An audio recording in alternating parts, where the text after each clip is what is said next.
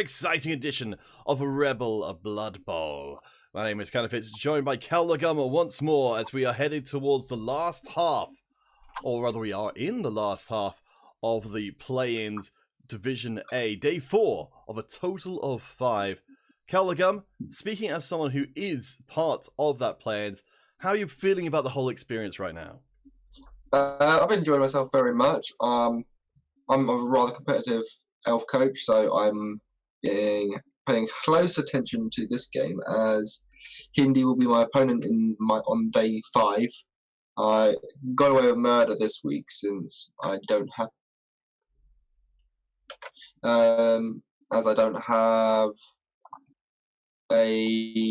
sorry, the stream was up. The stream was speaking to me. Sorry. Yeah. I am. Let's try. I'm playing Hindi in day 5, and I've got a bye this week, so I'm currently top of the leaderboard. Yes, so and I need to stay there. So looking into this match here is, gosh, what's? Oh, I've not actually seen that before. So we've got a we've got a Squig sandwich kiosk, throw rock and get the ref kickoff events are cancelled. So wow, that's exciting times to be in. But to follow on to your point, so up at the top of the screen right now, how good people turn evil, your next round opponents, and now after the loss yesterday for the Saints, your main competition for the top spot. If Hindi loses today, so obviously I am rooting for Kia today. If Hindi loses, I am in either the playoffs or the Challengers Cup, and it will be a decision to see who will get first place, either me or Huan Chi. Holy moly! This is the first time I've ever seen this happen either. We had a throw rock, but the Squig sandwich kiosk cancelled it, and also it looks like this wasn't programmed correctly because player 1 and player 2 are underneath there. Never mind. But the important part being, of course, that no rocks were thrown, only sandwiches were consumed. How those two things go together, I presume the fans are happier because they're eating, and so don't have hands free for throwing rocks. Or if they do, they're covered in grease. Can we quickly check what inducements Hindi's got? Yes. He's got a wizard. We can see that. What else? He's got a bribe. Bribe. Okay, makes sense. I don't think the bribe's as good as, say, Bloodwiser Babes for this team, because unfortunately there's a lot there. Humans have quite a large bench, don't they? Yes. I mean, well, you'll notice up in the top of the screen, the team value is not a mistake on the human team. They actually are 18-10 team value. They've got 15 players for some reason. And so they are certainly not going to be hurting for just sheer volume of players. I'm going to see, can they pulverize enough players? Obviously, that's a good start. If Regen proves once again that it is a fake skill, it won't because it's a zombie. But if Regen fails, that's a good start. So now, if we include the ghoul on the bench, Hindi is down to 11. Yes, so currently sitting out this half is Toilet Humor, the ball-handling ghoul. It looks like the expectation is that there's not going to be any attempts to get the ball off of the human team, at least in a serious way. Sitting out for this half is Night Knuckles Lotolf, Manfred Grease Greyland with guard, Marquis Rookie Wolf II, and Bertolf Boomerang Arena. So let me just put those guys in the reserves for the TV calculations. Surprising to see a guard player sitting out. It's a guard catcher, I believe. Yes, it is. I think. Yeah, sorry, it's a guard catcher, and you probably want more block on the field. He's already got 4 guard on the field. Doesn't need 5. I'd rather have more block than more guard, to be honest. And unfortunately, the other way around. Well, you do touch. So it's going to be a 4+ pickup. Oh, sorry, you carry on. Well, let's say you do touch on one of the big strengths that the human team has come into this one, Nufflex Machina, is the overwhelming amount of guard they've got in comparison to Hindi's squad. Yes, they should win the fighting matches in the centre of the pitch, but Claw can change that, of course. With 2 werewolves on the pitch, one of them is really good. It's going to be just something for Kia to consider.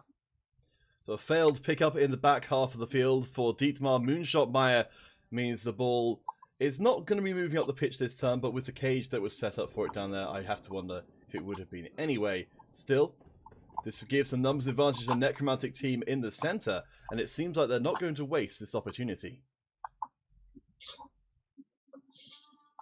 I feel those flesh golems are going to hit the floor next turn, though. I don't think there is a blitz that's going to give them a significant advantage in the centre. Yeah, the stand firm is nice, but yeah, we've got the 1, 2, 3, 4 guard here. It feels like it's going to be pretty hard to find a good block, except maybe on the outsides, where Gunther Grand Slam Gross, a strength 4 guard blitzer, is holding that particular corner for Kia.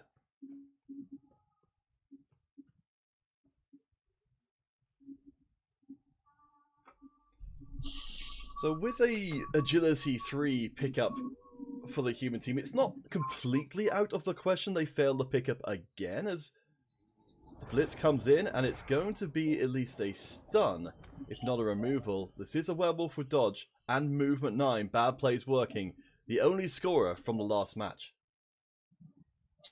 Yeah, it's a 75% pickup because of the weather, as opposed to a 83% pickup when in the dry. We will probably see the ball not move up this, maybe not move up this turn, but maybe next turn.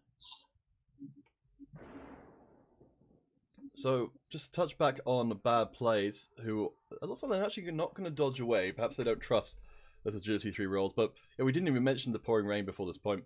-1 to not just pick up rolls, but catches and intercepts as well. So, makes you wonder if we might see losing to kill teams and maybe some other necromantic friends moving into a position to be at least able to punish next turn if the humans can't get their 2 halves of their team brought back together.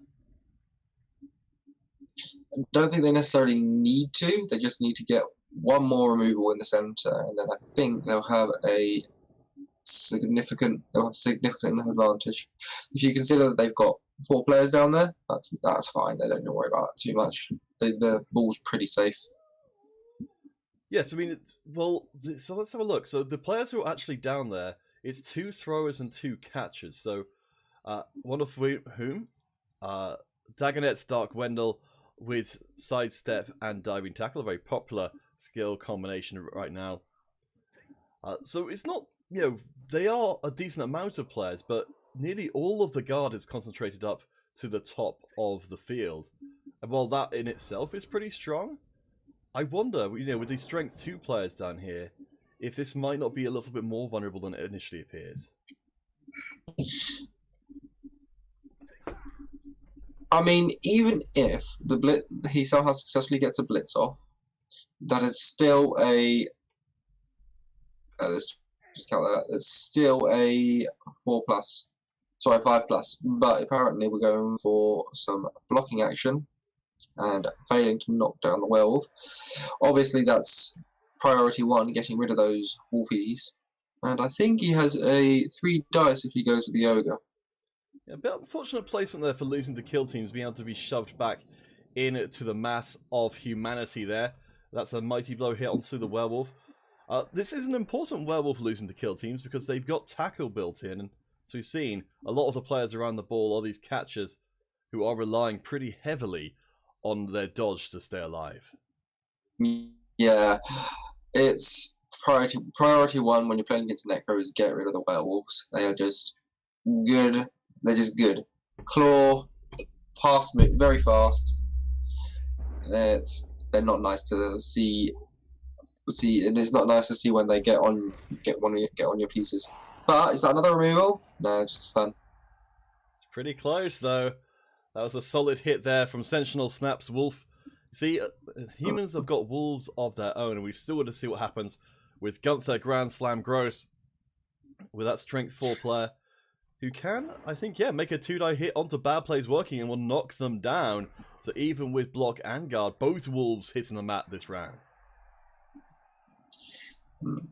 I don't see a safe place to move the ball up, but luckily the wolves have got the floor, so are on the floor. So as long as he gets the ball in hand and keeps it out of trouble, he shouldn't see. We shouldn't see any steals. Though the wizard does need to be accounted for. Yes, with this being pouring rain, we're hearing constant sounds of thunder all the time. So I keep thinking, oh, the wizard's being used. But no, it's just merely the precursor to that big old lightning bolt, which has been churning in the sky for a while, coming down. The human's almost done with this turn. I can't help but notice Violent Video Games, the white, is left free on this side. And while not within reach of the ball itself, if Bullseye stays there, they could be blitzable. Could be, not likely. They're just maximising their blocks in the line, the humans, which might be a good thing. We'll see. It's very important to get that ball away from the left-hand side and bring it more into the centre. So it gives him a bit of an option. Sure hands works in the end. Yeah, probably just move to maybe just move to the right, so it's close to the centre of the pitch. Yes, that will certainly keep them out of reach of Violent Video Games for the time being, if any kind of shenanigans in that direction were inclined. Let's see. Oh no, maybe no. They'll mark it. They'll move the other catcher up to make a bit of a screen. But check the blitz on the right hand side. The blitz on the right hand side. We can see they are out of reach of it as well. So that was the intent to say what out of base contact. Let's see. Because so kill teams doesn't have dodge or anything, but does have. So a quick look around to see if any of the Necromantic friends can reach there. So no.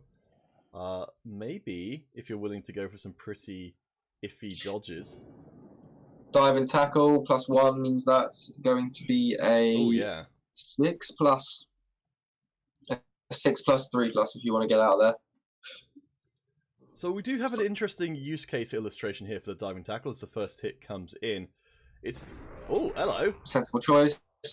That's huge. That's a huge removal.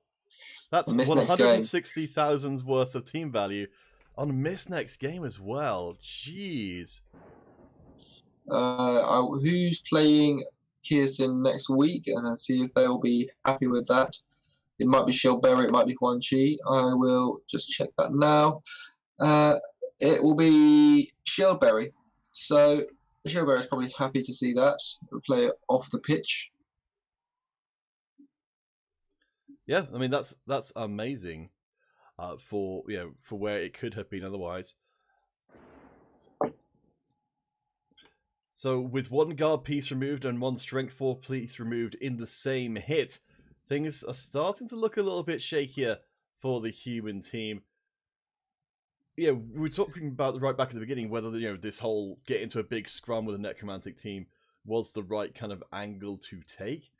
I think maybe a little bit later in a human team's development where they had Mighty Blow themselves, this would be going a little bit better. But right now it's guard against claw, and when in this case, yeah, we're going to see those hits coming in. It's the tackle onto that sidestep catcher. They may not be long for this world. We might see ball being base. I would probably sidestep, right there. Because it has to either dodge around the catcher or through the tackle zones to get closer to the ball. So yes, has got the ability to get out now if you're willing to dodge. So no more diving tackle from Dart to mess with things, though it will be a straight up dodge. There's a reroll still available. But it looks like, no, it's not going to happen. Instead, just waiting there. A reasonable choice. I think it would be a little bit bold to try for it. So there's going to be a 2 dice on the werewolf. A 2 die on the werewolf that's going to send them back into the line of human players again. I don't know, for Hindy's side of things, it seems like you're putting your werewolves in a huge amount of risk here to give them the chance to be blocked multiple times in one turn. He really needs to knock down that blitzer now. He's just put himself in base contact. That's confidence there. It's no good, but it will at least push bad influence friends. I'm trying to understand Hindy's naming scheme here a little bit. But so this brings up since we're getting close to the midway mark on the field now, this is as good a time as any to bring up the statistic from before. So Caldegum, when you played against Nufflex Machina before, you were able to keep them out of your side of the pitch entirely. As, oh my gosh, well there we go. You get enough hits on a werewolf, and they're going to get knocked out, at least. He might be kicking himself for keeping in base contact there now. I don't think he needs to kick himself. He's got other people to do that for him.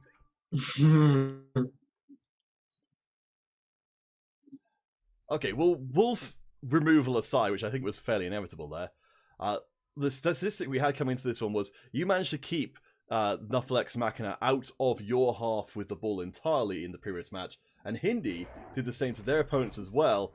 So at this point, you know, if we do see Nufflex Machina get across the halfway line, oh my gosh! Ooh, snakes into injury. Oh, that's got to be Appo. That's got to be Appo, surely.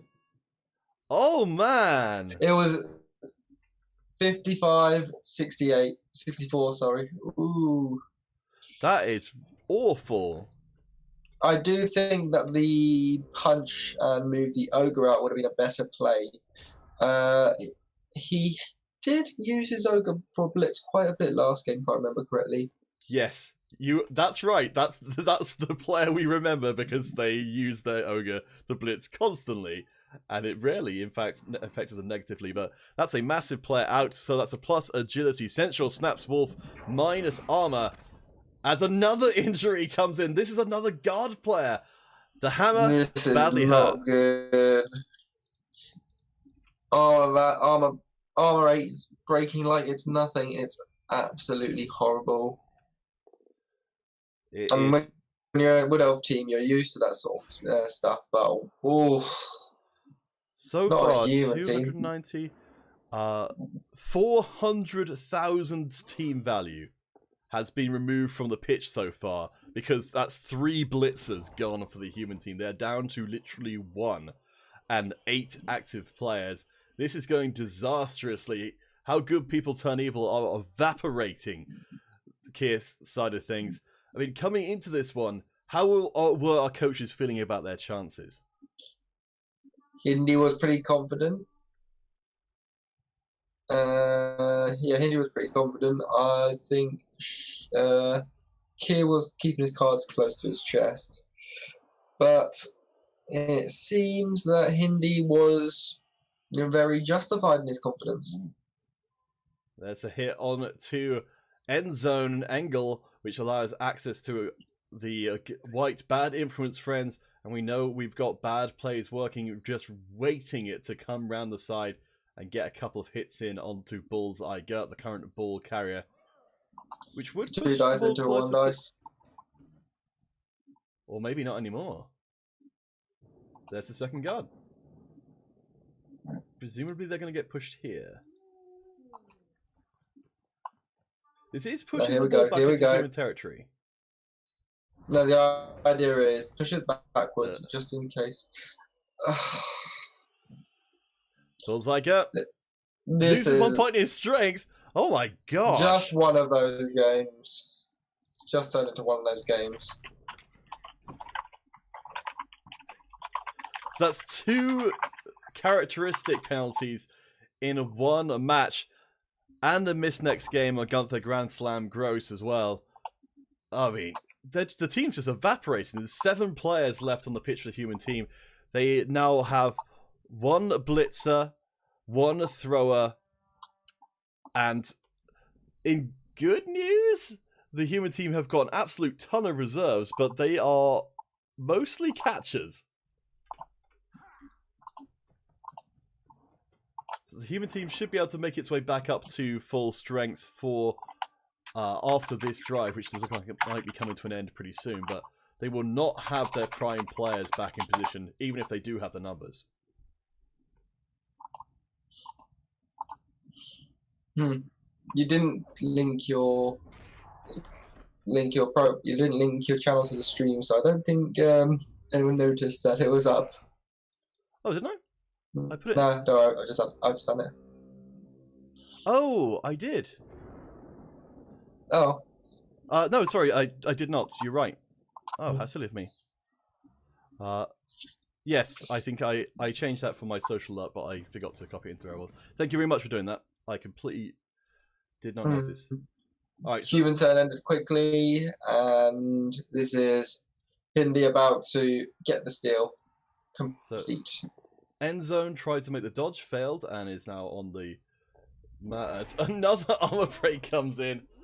Wow. I mean, speaking as a coach who plays on an AV8 armor team, I can definitely sympathize with the idea that AV8, once you're put under any real pressure, it falls to pieces so incredibly quickly.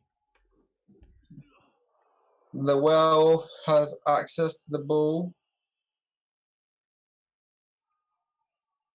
So we have got 5 turns, including this one, for the Necromantic team to make the score. Given how well things are going right now for them, I have to wonder if they actually even want an early score, considering there's a good chance of actually seeing a pitch clear here.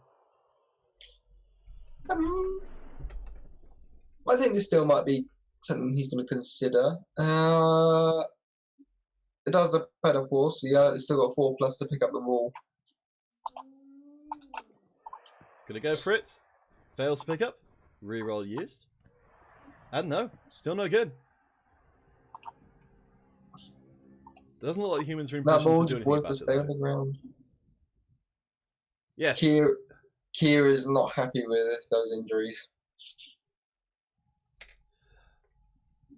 I will... yes, okay, so I think I've missed the opportunity there with my notification. Oh, that's right, yes, it was in my notification, it's just, because I didn't include HTTP, it didn't come up as a... Oops. As a link. I'll have to remember to do that next time. Okay. So back over to Nuffle X Machina. They are bleeding players out on the pitch. There are 4 reserves, which currently will put the team back up to 11 members come the next drive. But missing a guard blitzer, missing a plus strength guard blitzer, and missing their plus agility blitzer, Essential Snaps Wolf. Oh boy, I mean, even once this game is done, no matter what the result is, Nuffle X Machina, they won't be the same after this match. It has been a brutal first quarter for them. These have been some significant removals. And Nuffle clearly has been favouring Necromantic this game. Let's see, who are the strongest players left on the pitch? It's got to be Edwin Endzone Engel, who makes the dodges this time round, does get the hit in, re-rolls into a push. A 1 dice to hope play. Gets a push, he's hoping for the ball to scatter favourably. Nope, it gets pooped out of the werewolves behind and is in probably the worst possible position. It's a 6+ with after a 3+ dodge if he wants to pick that ball up. So we're not going to be seeing that. Or are we? That's a catcher. That's a catcher, apparently, my mistake. I like the idea from Kia. You know, there are no other options, so go and try and take that. That was something which I think I must have mentioned before. Picked up from Masterful, who plays Khemri. I think he used to play Khemri in the first division. That if you've got no other options, you've only got bad options. You might as well give it a crack, and you never know, you might get lucky. In this case, it was a 2 to make the pickup. As a hit will come in onto Dieter, punishing them for their insolence. Actually,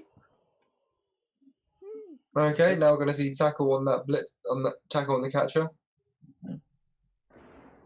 And then the werewolf will come and pick up that ball. How close is that werewolf to a level up? Probably not very close. Actually, relatively close. It's 5 SPP away, so a score would certainly make that tremendously easier. As actually, Dieter does not get punished for the insolence, gets pushed back multiple times, but it does still leave the ball open for the taking.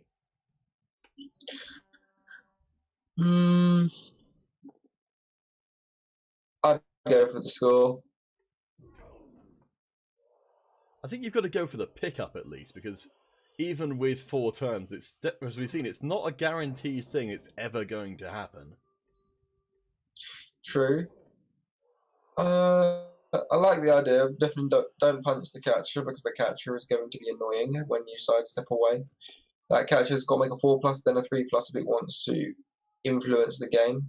The werewolf has secured the ball, and go for the score. Be ambitious. We'll get to see what Hindy's line of thought is now. So, Hindi getting, not that I've been trying to, to smear Hindy's name at all, but famous in this playing division for the Hindu pass between 2 flesh golems, who you can see here, the 2 culprits, which ended up costing Hindu the game. I've seen worse plays. I played my third game in REBBL was against a Khemri team, and on the very first turn, Khemri pick up the ball, pass the ball, and the Tomb Guardian makes the catch. I mean, the fact that they successfully made the catch, I think, disqualifies it as a Hindu pass. Because if it didn't immediately cause them to lose the game, then it's not quite as soul-crushingly embarrassing as that flesh golem to flesh golem pass was. It was after that game I decided to get strip ball. Nice. Strip ball. It's one of those skills I think that gets pushed down the priority list quite a lot. But yeah, if you are against a team that doesn't have sure hands, then I think it's very good. In the 2020 edition, where I think throwers are going to be coming into a lot more prominence, I'd imagine that we're going to be seeing maybe strip ball fall down a little bit in priority, because the ball carrier so often is going to be a dedicated thrower who probably has sure hands anyway. Not necessarily. I don't think you'll be seeing sure hands on elf teams. You might do, you might not, but I don't think you will, because of course that's still it's a 2+. And having more survivability, especially when your armor value 7, is going to be considered more useful. But running teams as well. There's also running teams you've got to consider who will not be taking sure hands anyway. Alright, so back to the game, and we've got ourselves Edwin Endzone Engel, who's been the hero who stepped up for Notfalex Machina under the worst of circumstances. And Calgum, what better place for a hero when the night seems the bleakest as it seems right now for our human friends? It's not that hard to get around. You block down the other catcher over there, who's being marked by tackle and guard. You then bring the other blitzer down to mark one of them. And then you do some frenzy blitzing shenanigans, and then you score. It's looking pretty good for bad plays working here. Yeah, they've got, at worst, they've got the ability to dodge away with dodge. And you're right, it's a 5+ though. Diving tackle's in the way. Oh, of course, yes. So they're actually going to... I keep forgetting about the diving tackle player. I have to get more used to it. So it looks like maybe you're going to go after end zone, because if they hit end zone, of course, they'll be getting away from the diving tackle without having to actually make the dodge.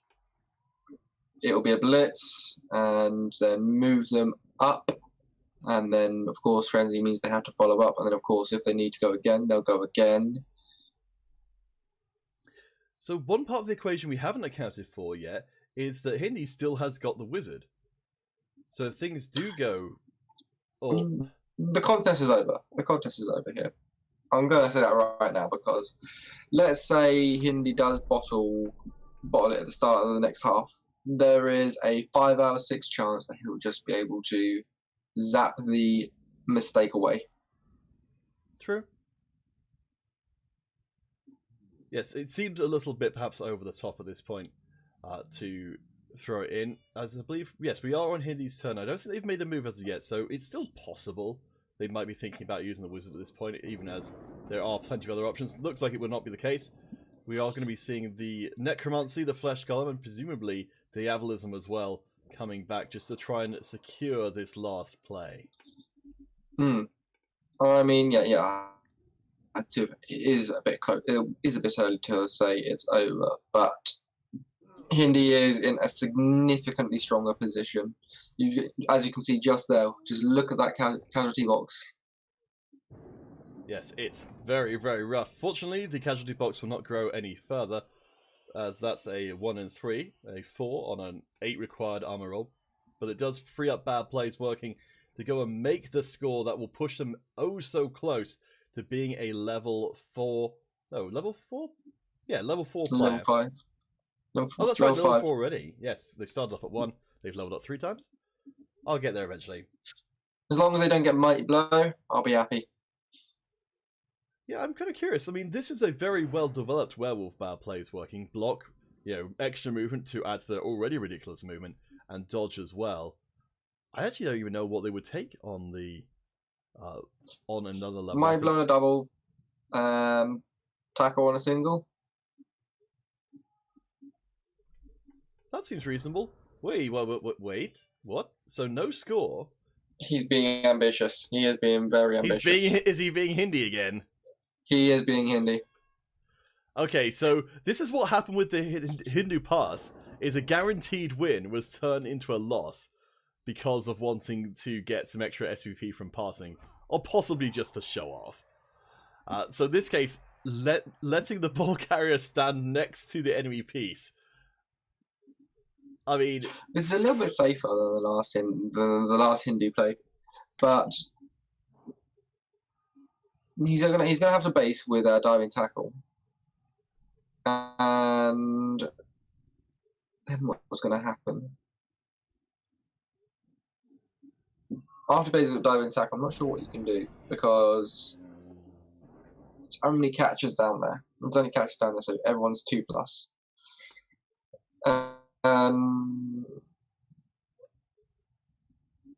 We have got a free player, Moonshot. I mean, yeah, but where do you want to move him to? Do you really want to put him in base contact with the Flesh Golem? I don't think so. Oh, unfortunate as well that Biggest, the ogre from last time around, who we saw very remarkably not get Bonehead, unfortunately is going to be sitting out probably the rest of this half. Only 1 SVP from leveling, that ogre is. But not making an impact so far this game.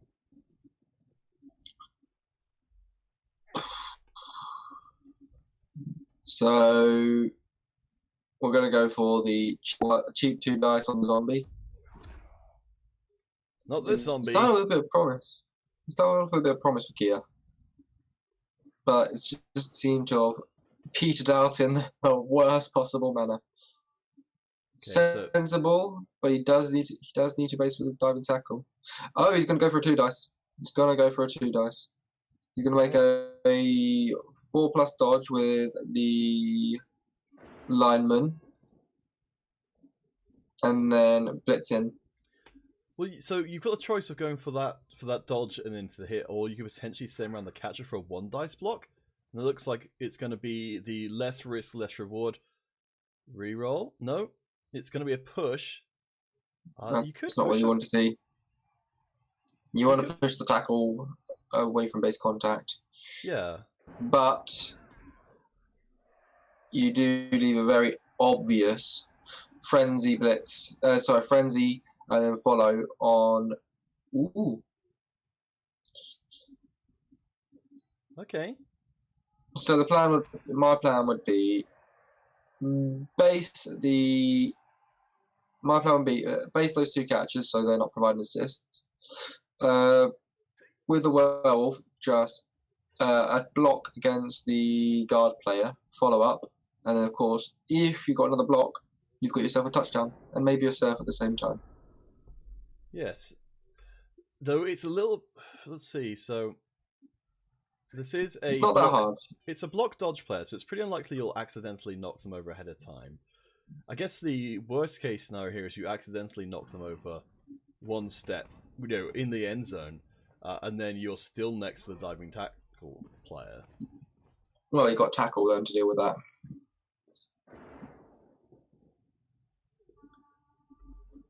That's true. Oh, so you're thinking about using blitzing with one of the whites to get rid of the diving tackle guy. Yeah. Okay.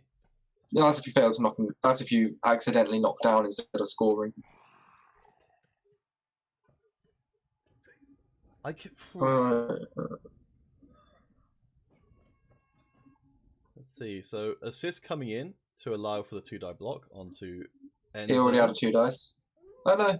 Oh, this is blitz. I thought that was take the dodge. Yeah, surely. You've got to take the dodge. Otherwise, that's if he wants to score. He might not want to score. He might be mistaken here. Oh, that's right. No, sorry. There is one more turn left for Hindi after this. He is taking the dodge, so he is scoring this turn. And that's a touchdown and a surf, and of course, knowing his luck.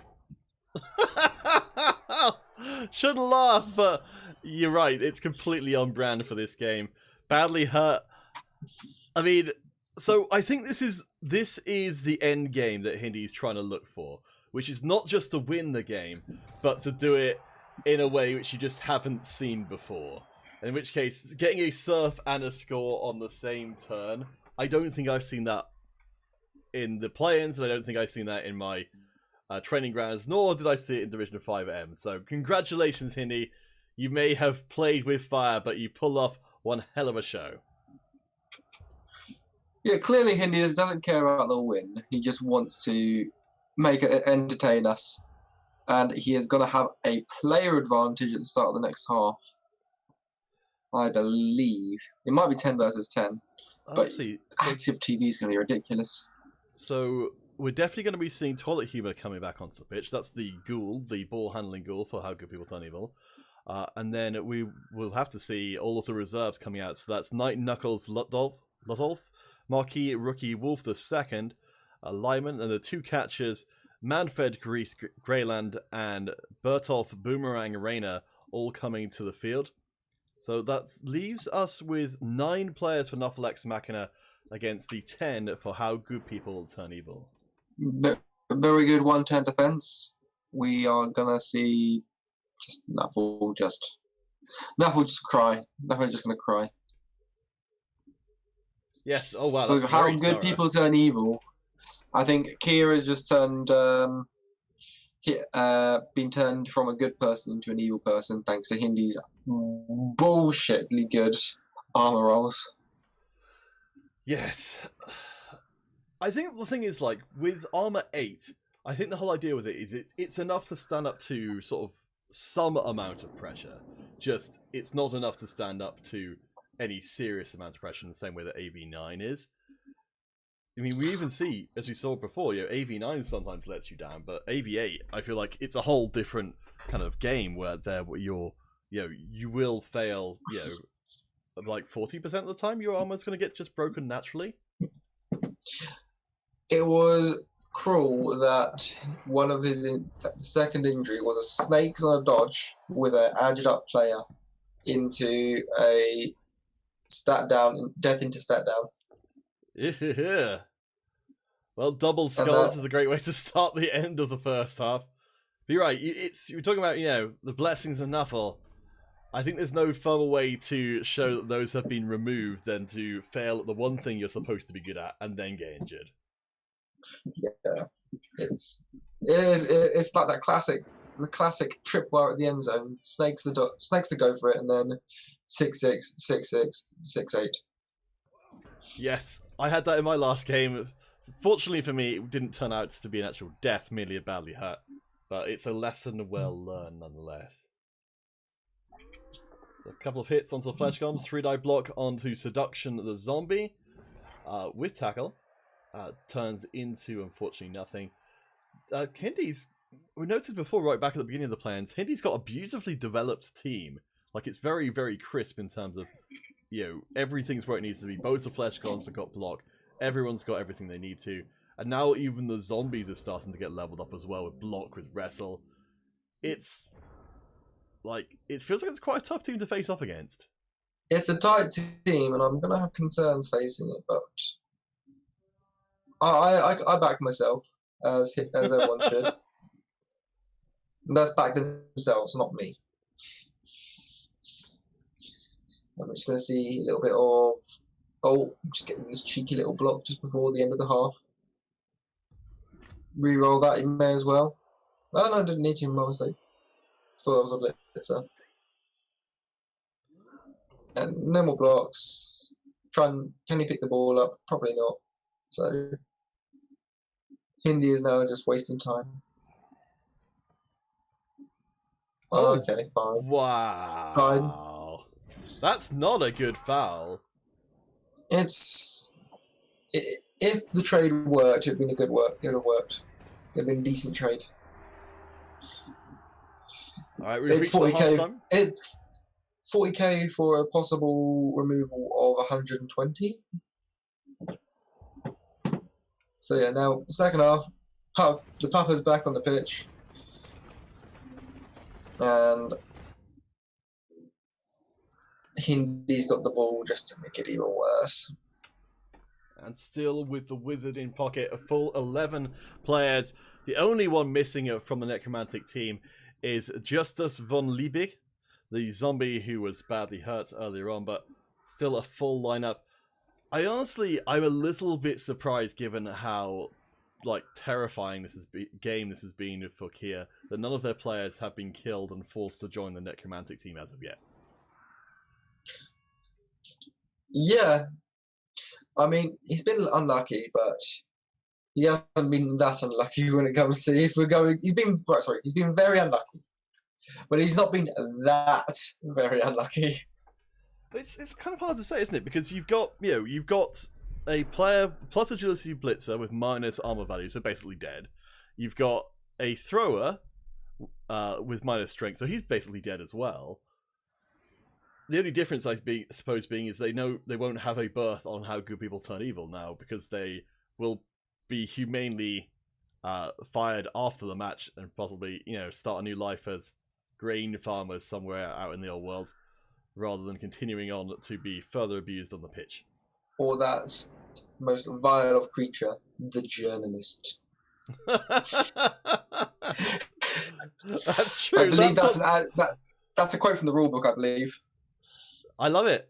So there we go. A career in journalism beckoning for Central Snaps Wolf and Alaric Bull Iger. Perhaps they'll have a column together in the next Blood Bowl Almanac as the Throw Rock. That's 2 Throw Rocks, and both of them have been cancelled. Player 1 and Player 2. There we go. That's your variable names for you. Can we check who won the fame? It was Kia, I believe. Yes. Okay, did he win by 1, but won by 2? He won by 1. So those Throw Rocks would actually have favoured Kia. I believe we must be in the home stadium of how good people turn evil. That's my assumption from where the icon is based. Oh my gosh. No, we're definitely in Kia's. We're definitely in Kia's home stadium. Okay. That's alignment, because there's always a home stadium on the team on the left. Oh right. Oh, fair enough. All right. So that's a third minus characteristic. Wonderful. Stuff. So we'll quickly check REBBL.com to see if it is the other way around. No, we're definitely in Kia's home stadium. Oh, it really should be on this half, but no, never mind. No, it's just how the UI is set up. And we're going to see another blitz. We're going to see another blitz on a piece with Dodge with Dackle, I suspect. Whether it's going to be the werewolf coming in or whether it's going to be the blitz coming in, we'll see. And it looks like we're going to go for a flesh golem score. What? I just realised the touchback was given to Diabolism. Calagum, I think we have to be aware of what must be coming. We're going to see the puffin pass. It's going to be the Hindu pass. We know it.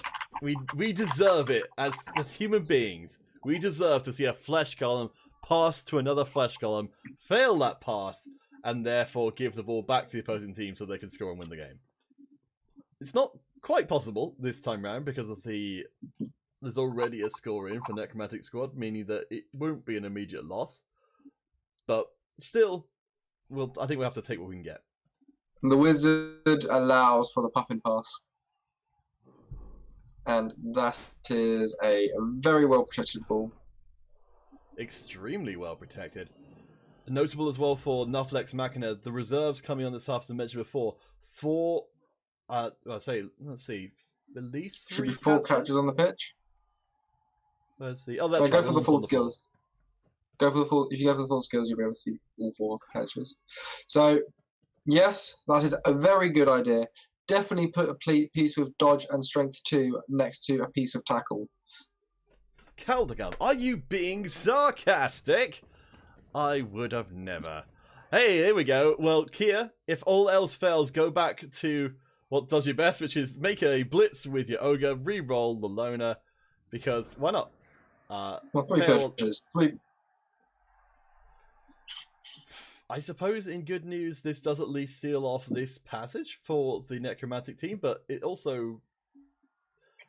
It's not. Do Necro need to score next turn? Necro have 8 turns. Necro don't even need to score. No, they don't need to score at all. I don't... Well, in the same way that the opera isn't over until a particular lady sings, this game, this match is not over until we see the Hindu pass. Me and my friends have a classic joke. It ain't over till the rat lady sings. Oh, I like it. I really like the idea of them developing out the Blood Bowl world a bit more.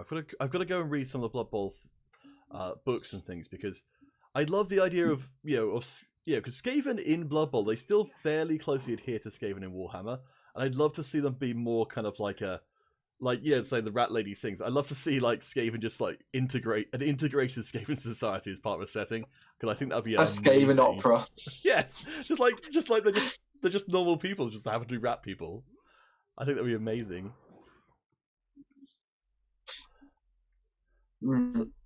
So the human team? The cycle of the ring with a and or something like that. I can't do Skaven voices. I feel like you're too cultured for me, sir. I don't understand that reference. But I'm not good at Skaven voices. But the ring cycle is the opera that has Flight of the Valkyries in it and the Fat Lady. Okay, well there you go. No, it was literally just that you were too cultured for me, and I just didn't know that. Alright, so the human team have managed to pull themselves back from direct engagement, but it looks like the Necromantic team are more than happy to chase after them and get another... Good lord! Marquis Wolf II, that is just another... oh my god, another minus armor! Let's point out, not a single knockout. So that was 11 on the armor roll, 10 on the injury. We'll have... I don't know how far we can go back and look for the injury rolls and see what they've been so far, but... Well, we're definitely going to be checking post-match to see the injury dice 10. Rolls. The dice... I mean, I don't think we can specifically narrow down on the dice which were used specifically for injury rolls, but the dice have been amazing for Hindi so far. Well, yeah, we can look at the percentages and we can see where it says 100% casualty rate. Yes. So Necromantic. The armor has just been paper. The armor has been paper. The injuries keep coming, and okay, sensible. I guess we are seeing the difference here of what a mighty blow can do for you, especially when you're at the advantage. It's not just mighty blow. It's not been the mighty blow. Yeah, mighty blow's done a little bit, but you've got to remember it's also been failed dodges, resulting in these sort of things. And the flesh golems don't have mighty blow. They did the first injury. Yes, that's true. And both of them are, well, at least Diabolism is within an MVP of leveling up and presumably getting guard as well. Once these flesh golems are block guard pieces with strength 4 stand firm, they are going to be... This team is going to be nightmarish to deal with. I'm glad I get to deal with them now and not next season. Yes. They're really Touching wood building just up. in case I'm in the league. I mean, you could be. I'd imagine, given the fact that you guys are ending out play-ins, pretty close to the top, if there's any kind of seeding system, which I have to assume there is, it's going to treat you both as higher than you would be otherwise. So I can't imagine you'll end up in the same one as the Blitz comes in. So I just inquired with Hindi. He is not making a puff and pass because it's too risky. It's too risky to do in the rain, apparently. That is absolute nonsense. Shameful. I'm going to go in there. I'm going to go into our server and specifically shame bell him. Outrageous. Oh, if you just shame bell first. Oh, where is the bell? Oh, wait, I typed ball, not bell. There we go. We're just winding up the puffin now. There better be about better be a bell. There better be a Hindi pass, or I'm going to be very upset. Oh, hello! Finally, we do have a KO. It's onto seduction, the tackle zombie. So that's the tiniest amount of. Oh, actually, no, block and tackle. Is that right? Oh wow, yeah, really block and tackle. That is a level 3 zombie. You just got KO'd. Okay, so back into the action as we attempt to bully Hindi into making a very silly pass. One die block for the lineman, doesn't get anywhere. Humans, I mean, you can't say they haven't consolidated their strength here with the brick defense they're throwing up right now. It's going to be very simple. We just go around the side. The werewolf's got 2 dice against 1 catcher, and the lineman with block, maybe even the blitzer, I don't know what, is also in the firing line to get hurt, and then the cage can just move forward. Let's see. Did the shame bells? Oh, thank you for following up with the gift to support the shame bells. We'll see if we can bully Hindi into doing something silly. Unfortunately, it looks like Necromantic is a little bit caught up in this whole human scrum at the moment, so the chances of them getting past to. I don't think Hindi will do something silly. It's important that it's important that he wins this match. Saying that it's not Flesh Golem passing weather. It's always Flesh Golem passing weather. So if Hindi did do something silly here and ended up with a draw, I would be very comfortable. So we're going to 4 dice against the lineman, and he gets him down in the end.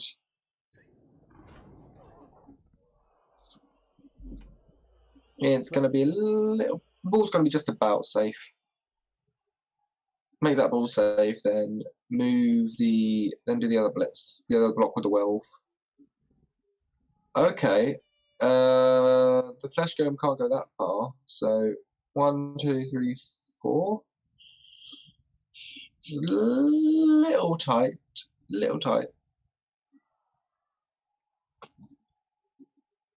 So it looks to be Dieter, who proved remarkably resilient before, is now going to be the next focus of aggressioners.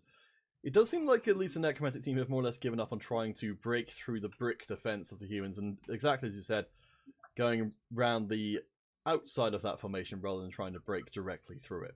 Yeah, why go through when you can go around? It's true. It's a lesson I learnt in primary school.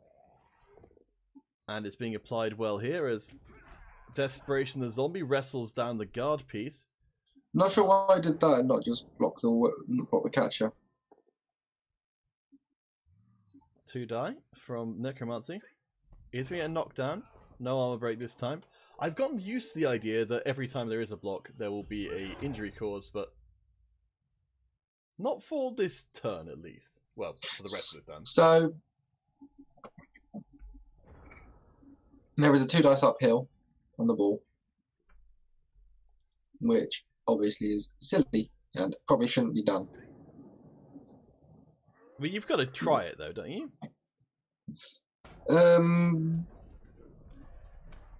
Oh, damn. Biggest actually did something.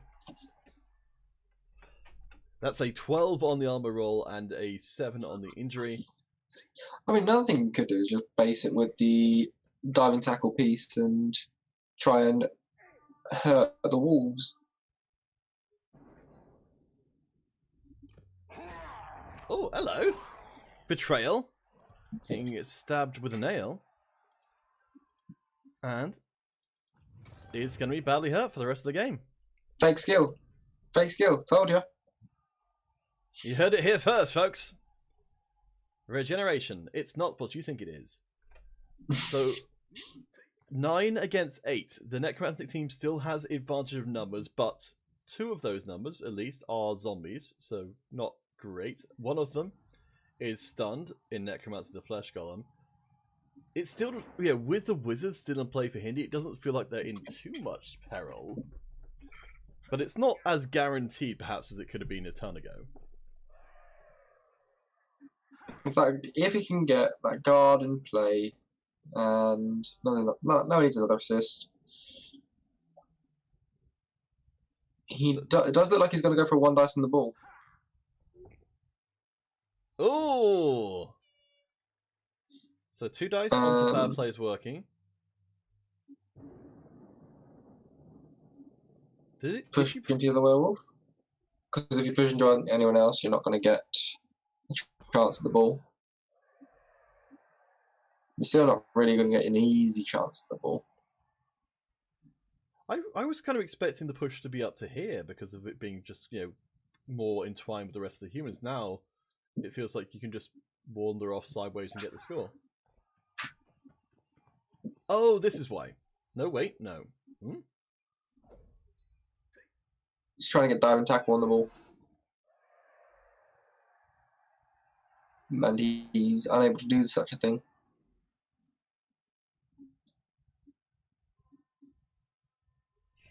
It's interesting. The weather effects in Blood Bowl are a little bit inconsistent in terms of how they apply because, pouring rain, you'd expect that would make things like dodges harder to do because it's not just the ball is slippery, the ground is slippery.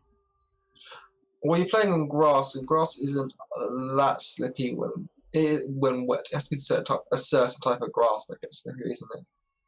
Oh, really? I have to admit, I haven't played a lot of football in the rain. Mm. Oh, wow! I have. Okay, so a 2 dice block into double skulls burns the reroll for Hindi. The ball carrier diabolism stays in place. Doesn't move forward at all. Maybe hands off to losing to kill teams? What, you think he's gonna? You think he's gonna miss out on the opportunity to score with a flesh golem? Let's see. Go... Oh no, it's -1 to catches as well as pickup. So a handoff actually still isn't that guaranteed. As the Dieter comes in for the hit, will make it. No injury, but that does free up Diabolism with the ball. There's nowhere safe to go forward to.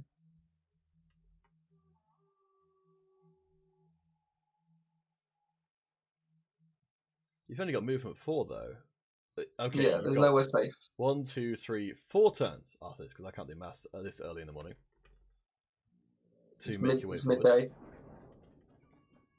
When we started, it was the morning. Oh, it's actually only midday down. Gosh, they've gone off the game pretty fast, actually. It's now time to think about lunch. It's always worth thinking about lunch. Maybe we can get ourselves a halfling hot pot. I've never been. I wonder what halflings put in their food. I think it's going by the hot pot, I'd imagine it's probably just like whatever stuff they can get. I suspect if you went to Games Workshop HQ and they had like a halfling hot pot or something, it would just be a stew. The audacity! The audacity! It's completely reasonable. It's 2 dice against, no matter what you do. Though, yeah, it's 2 dice against. The guard's completely out of action at the moment. Yeah, it takes some mighty interesting stuff to get yourself a 1 dice. Okay, so yes, I don't know how necessary it is for a stand firm player to stay away from the sideline in this case. Well, let's say he does roll the double six. He doesn't want the ball going off and then bouncing favourably for the humans. Because that might happen in this game. It might do. We've still got the wizard in play. We've still got filthy pouring rain. They must be playing in Ye Olde Albion. As Baron does get a hit in. I don't think that was a knockout. No, it's just a push. No, just a push. The humans have got most of their strength, minus their ogre. They've got all of their players down here in a position to potentially do something to the ball. This ghoul is not very resilient. It hasn't even got block. It's very important that he gets guard on the ball. One die block. On to Violent Video Games will put them down. Okay. So, standing up. Dita gets the push onto the ghoul. Thinking about re-rolling. He can't. No, there are no re-rolls. Okay, I don't know. I'm not sure what the delay is, but that does. This might be a frustration pause. Yes, I suppose so. That does put one more player onto the ball carrier, even if they're not an open player. They are still one that would have to be dodged away from. It puts guard on the ball as well, which is going to be useful because that diving tackle will be a 1 dice instead of a 2 dice. But he's still not putting the guard on the ball. I don't know why. Oh damn! Hey, that is a level up for the ogre, so it's not all doom and gloom. All right, so that's desperation going out there, being put into reserves thanks to some nice regeneration. That is 3 zombies put out this game as the block comes in. It's going to be silly. That was silly. All right, Greyland's out of there. That was one of the best pieces available for Kia. Their guard catcher is now KO'd.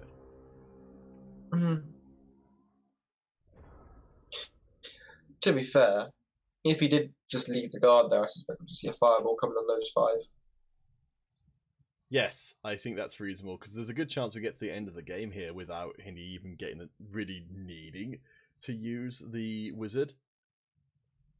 Maybe you wizard away Dagonet here, just to... You might do, considering diving tackle could be annoying, but he does have tackle on it, so it is 2 dice. It's 2 dice with tackle.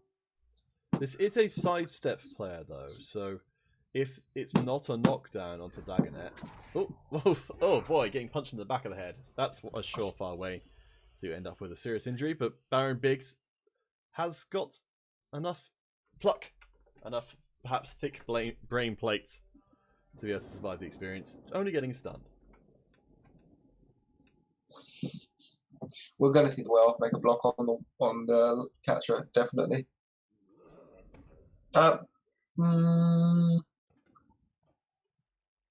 Anything else? I don't think there's anything else I would consider being too worried about. It's going to have a block on the lineman. Oh wow. I'm not sure why he picked it there. Oh clever. Wow. That's pretty clever. I think it's very easy when you're playing against flesh golems to assume that to forget their stand firm is optional. I was playing halflings once. It's very important when playing halflings to choose when not to stand firm your tree. That makes sense. Alright, so here we go. That wasn't a going for it fail, that was a scoring animation. That's a very silly scoring animation. So this is pretty big for our friend Hindi here. Oh, that is an incredible scoring animation. Holy moly, I've never seen that before in my life. So the touchdown difference is going to come into play to determine who's going to go through to the playoffs themselves. And if Hindu can maintain a 2-0 score here, I believe, are you getting a bye this time? I'm getting a bye, so I win. So you only get one. Touchdowns don't matter. I checked on how it works. So you only get one touchdown from your win, and that does count as part of your touchdown difference. So this will the result of this game, assuming that the results stay as they are, will push Hindi to being closer to your touchdown difference. So Hindi will be on a touchdown difference of 3. I'll be on a touchdown difference of 5. Hindi will be 3 points behind me. So a win by 1 point. A win for him will be enough. A win by more than 1 will put Huan Chi into contention. Huan Chi will be on a touchdown difference of 3 after the next game. So if Hindi wins by 1, he goes through to playoffs, and I go through to challenger. If it's a draw or a win for me, I go through to playoff. And he goes through to challenger. Sorry, if it's a win for me, I go through to playoff. Huan Chi goes off to challenger. If it's a draw, I go through to playoff. Hindi goes through to challenger. If Hindi wins by 3, wait. Callaghan, let's do this as its own thing, because I think it's going to be too confusing for anyone to follow. It's certainly too confusing for me to follow at this point. Because I think before the next week starts, we'll definitely need to do maybe like as a little pre-show before the first match, just a little review of what the next week is going. What are the various scenarios for next week? Because we're definitely going to need some sort of visual aid to be able to follow all that. Because there's a lot of different permutations that could happen. I'll have to see if we can maybe get hold of some kind of. We could probably just do it on a spreadsheet, actually. Yeah. It wouldn't be that hard. It's not really that hard.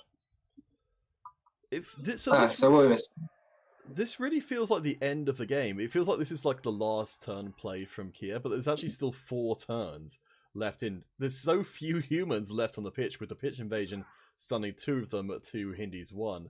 There's currently there are 5 standing players for the human squad, which is just crazy. So this might help a little bit.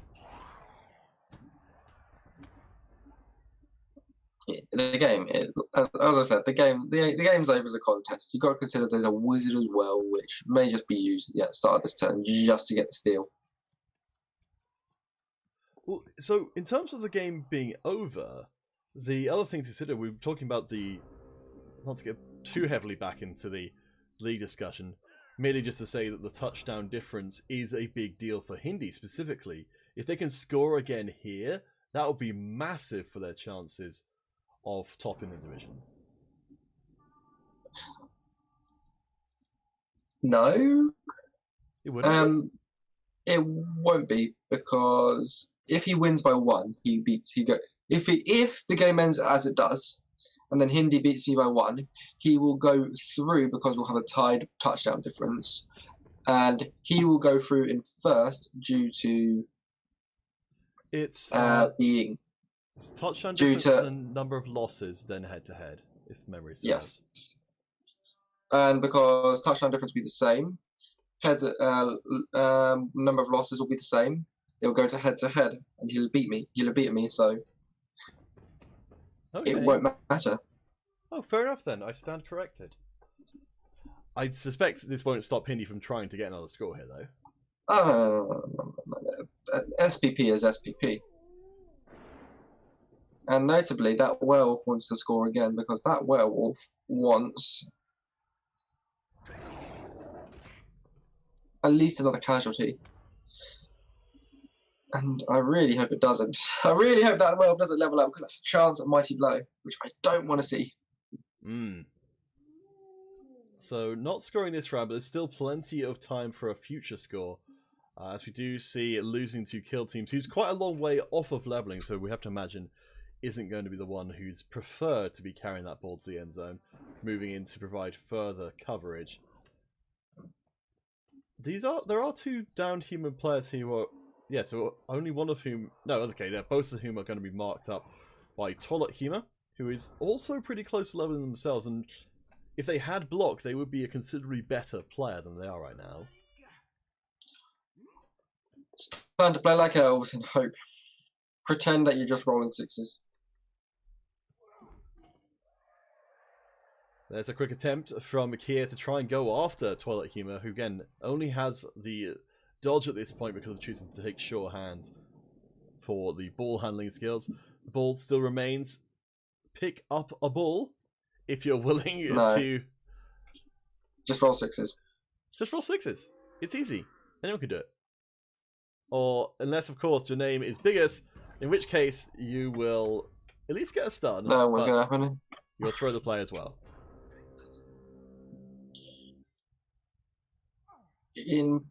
Importantly, it means that no matter what he did, he was screwed there.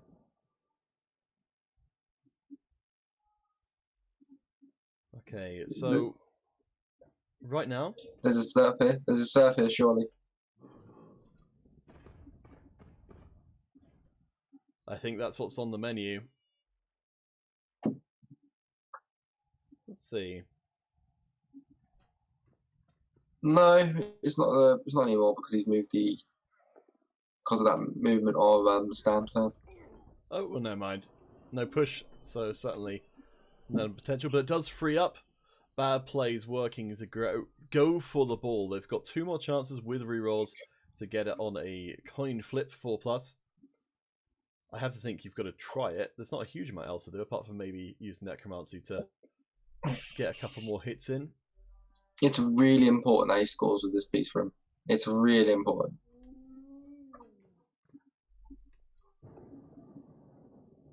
Dagonet with no, it looks like you might be going for the ghoul. How much SPP is on the ghoul?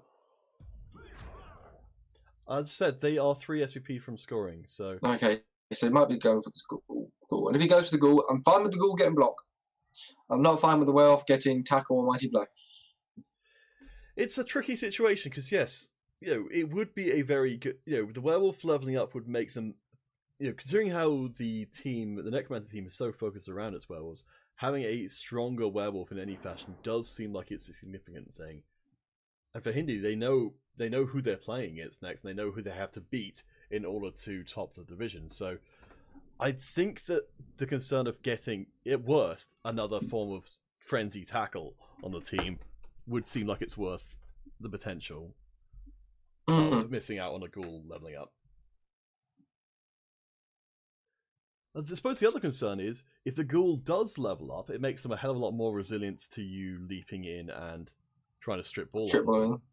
I still have tackle. There'll still be 1 dice. So I still knock him down 1/3 of the time, as opposed to getting rid of the ball 2/3 of the time. Oh, 5/6 of the time. Yeah, it's... The risk of leaping into a cage is... Have you seen how much tackles on his team? Yes. He's not going for the ghoul.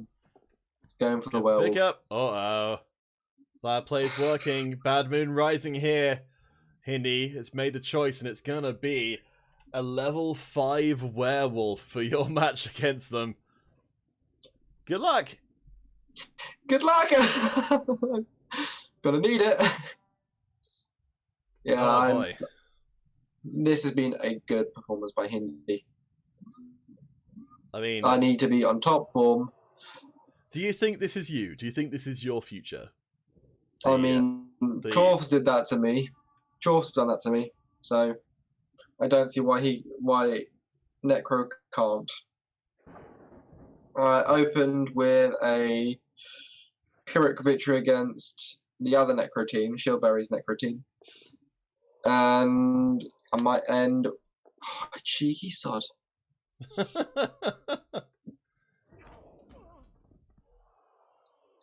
It might end with a second... I might end up with a second brutal match against the other Necro team.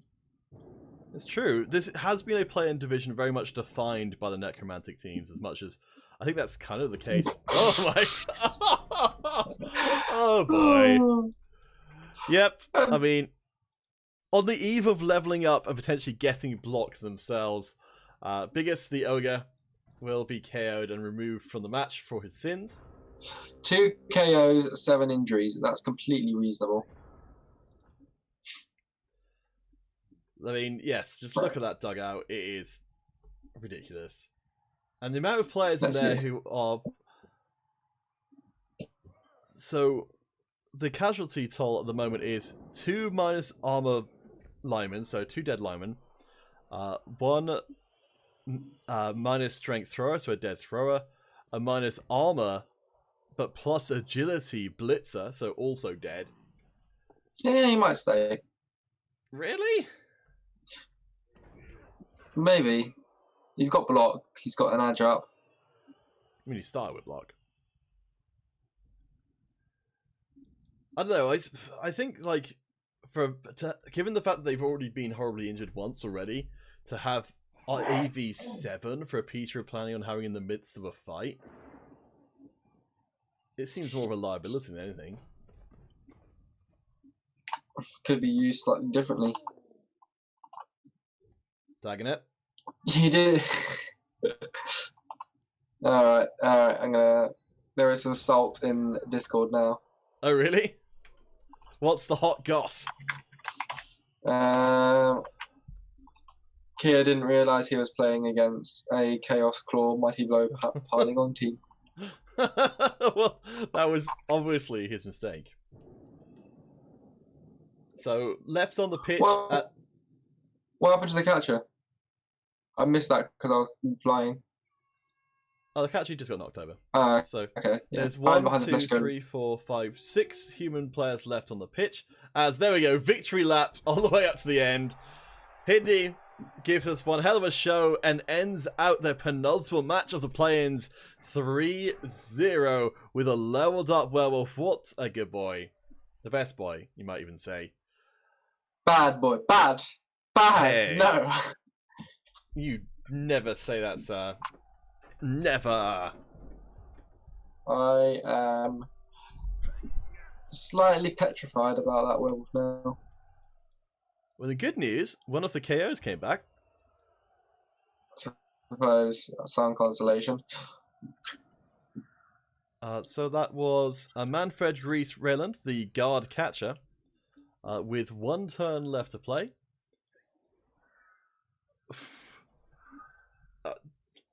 So at least this game does provide the function for Kia that they did not seem to be able to provide for themselves, which is to trim their team value. Yeah.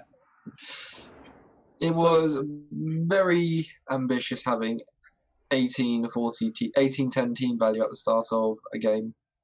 Yeah. Bear in mind, leagues are decided mainly by team value. So partially by team value. So we could have been seeing him in like Division 3, and I see. He would get killed by all the actual Claw Bomber teams. If that was the case. I didn't actually realise that was the case, and now it's making me think that maybe I should be thinking it differently. So if I'm just going to bring back in some of the KO'd and badly hurt players, the team value calculation, so to get a picture of what it's going to look like going forward. So if we include the Miss Next Game player, the Nufflex Machina have dropped a total of 310 team value permanently as a result of this match. Hey, the Riot comes in. Oh boy. Chance for Kia to score. Yes, that's the main thing. Just shut the catchers up there and cry. Alright, so let's remove back that team value once again.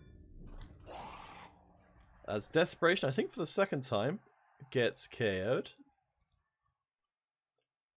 At this point, I'm not too worried about what their team values are anymore. I'm not bothering updating them. Because this game is nearly done anyway. Blitz down the other one and then just put everyone else up there.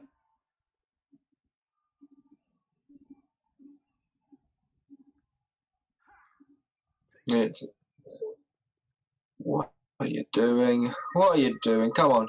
Yeah, okay, fine. Yeah, that's okay. That's not. I was so expecting that to be death. I was so expecting that to be death just because that's how this game's gone. We're in TN16. The wizard has not been used. as Necromancy rises from the grave, re-rolls to make sure they knock down Manfred Grease Greyland. No injury. I wonder if he's forgotten the fact that he's got a wizard. It's quite possible. There's barely any Necromantic players even up here. Nope. Turns out that's not the case. He's out his own piece. Wait, what? I didn't even realise that was possible. I love it. I love it. What a flex. What a flex. Oh my gosh. Hindi, I think he's going to win Best Coach of the Players just for how they've been entertaining us while they've been playing. That is a flex I'd never expected to see. Considering, like, that's a pretty well-developed zombie. Hot damn. Hot damn. I found that very amusing. I think it's the best thing I've seen all day. No, he knocks down. Do you know what would be the nicest thing to see? A dead flesh golem? Give that a foul, please. Give that a foul. Just stamp on its head. I think he is. Yes. You've got a passing SVP here for the taking, though. I mean, admittedly, they're all with -1s, but still, it's a point further. It's a 75% and a 75%, so we're looking at about. What are we looking at? Almost. Well, no foul coming in there. That probably wouldn't have worked anyway. That was quite the game. So 3-0 for How Good People Turn Evil. They go into the last week of Playins Division A with all the momentum in the world, all the SPP in the world. Let's have a look there. Holy moly, that's a lot. That's 20... Wait, is that? 24 SPP. 24 SPP off of one game. Nufflex Machina, if they hadn't had, multiple players killed, effectively, 4 players effectively killed, this wouldn't be terrible for them. If Nufflex Machina didn't have their players killed, they might have stood a chance of getting the ball out of their half. Oh, that's true. So let's check on that stat from earlier on. We didn't get a chance to really hammer that home as much as I wanted to because people kept getting slaughtered. But let's see. Occupation of opponent's half, 50%. 6% ball possession at all. But that, How Good People Turn Evil, they managed to maintain the opponent never getting the ball into their own half. Only a normal on the part. Only a normal. Thank God. No mighty blow. Whew. The blocks were actually, the blocks were actually the same between the two, and the injuries and cares inflicted look pretty similar. Interesting. Yes, because you got to remember, if you injure, you got to remember there's only 5 injuries because he injured himself twice, which don't get counted. Yes, and 7 casualties sustained, along with the 2 KOs. The block numbers for a game which felt like it was snowballing in favor of How Good People Turn Evil. The actual numbers of blocks applied and things were very similar. Claw, mighty blow, palm, clearly. So no passes, no catches, no deceptions. Curse you, Rain, curse you. Let's look at some dice rolls. So Nufflex Machina, they failed the armor rolls 65% of the time. How Good People Turn Evil failed. Wow. The armor was worse. That's interesting. Do note, though, the actual straight dice along the bottom. So for Nufflex Machina... Oh, actually, for both... Don't trust the dice on the bottom, because consider this. A 6 is good when you're considering a catch or a throw. A 6 is bad when you're considering armor. Oh, that's true. Okay, we won't worry too much about that then. Certainly, so just look at the percentages of what happened. So injury percentage for Nuffle was 30. Actually, wow, almost the same for both teams. I can see the wake up of the KO. Let's see, injuries, 7 injuries and 4 not injured. So that's 2 stuns, 2 KOs. 1 in the injury. I don't know. I think this. I guess all we're really getting from the stats here is that stats can be extremely misleading. Because it definitely wasn't an even match in the slightest. You wouldn't, you look at these stats like, that game finished 1-1 maybe? Nah, not even close. Alright, so... Let's look at teams. Let's look at teams, I think.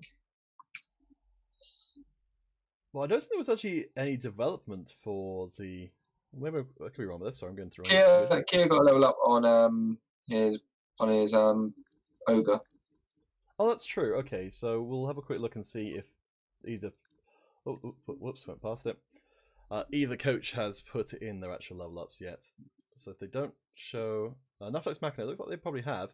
Yeah, their team value is in the gutter. Stand firm. It's reasonable choice. Not 160k at the back, so you can sack 2 linemen and get back 2 new linemen. Or he can sack his blitzer if he doesn't want to keep it. I suppose at this point doesn't actually have to make that decision unless they want to hire another blitzer straight away. Which isn't the worst thing in the world. They are the star players, and for Kia, they haven't really reached that point. I think because of getting the guards so early on, their leveling potential has been quite capped. They can hire a lineman. They can hire 3 linemen or a blitzer and a thrower. All right, we'll have to catch up with Kia. So how good people turn evil? It looks like that decision has been put off for the time being as to what's going to be gotten. You reckon it's going to be tackle for bad plays working? It might be something else. It might be sure feet. That could be an interesting choice because he's already got that higher movement or sprint. But we'll see. Oh boy, yeah, sprint. Jeez. With the movement 9 sprint, that would be... Go for a 1 turner of your own. I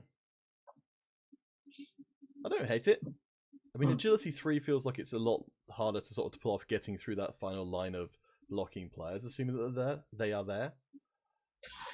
Yeah, but they sometimes aren't. They're sometimes placed differently. All right. Well, I suppose we'll get final confirmation. So before next week's games, assuming that you're around, otherwise we might have to do this like ahead of the next week's games. We'll do a little, I guess, recap. It will be necessary going into the final week to figure out exactly how all the results will affect the final standings. I think we can at least go and look at the leaderboard as it is. Yeah, so they're on top until my bye week is counted, which will put me back on top of the leaderboard. And a draw will be enough for me to finish first. While Juanchi, of course, is going to be second place. If Juanchi will win, will get their W. So they'll finish in second. Working out the maths here. Juanchi gets his win, so he'll be on 10 points regardless, with a touchdown difference of 3. I'll be on 10 points with a touchdown difference of 5, which means if Hindi beats me by 2, it's a 50-50. It's a draw of lots between me and Juanchi to see who gets Challenger Cup. If Hindi beats me by 3, then Juanchi goes through. If it's a draw, I finish first. If it's a win, I obviously finish first. But if it's a win for me. Wait. Let's save this for save this high quality content for the pre-show. We don't want to give away all the secrets before they happen. Of course, I suppose somebody could figure out them themselves. But we're gambling that they're too occupied with other things to do so. But yeah, we're back again for the final week of Playins with the recap beforehand to figure out exactly what all of the various permutations will be. It'll be a good chance, because this is one of the sort of rites of passage as a commentator, is to do one of these kind of pre-shows where you say, if this happened, then this thing, and you kind of end up with a sort of like a, the conspiracy board kind of levels of complexity that you're trying to explain probably one of the most complex ideas without just completely losing the audience. So that'll be fun. But yeah, we'll be there for that. For now, guys, thank you for joining us. Thank you to Callaghan again for joining me on commentary. An exciting time to be alive, an exciting time to face down a level 5 werewolf in the final game of the season. The Playins will be decided next week. You don't want to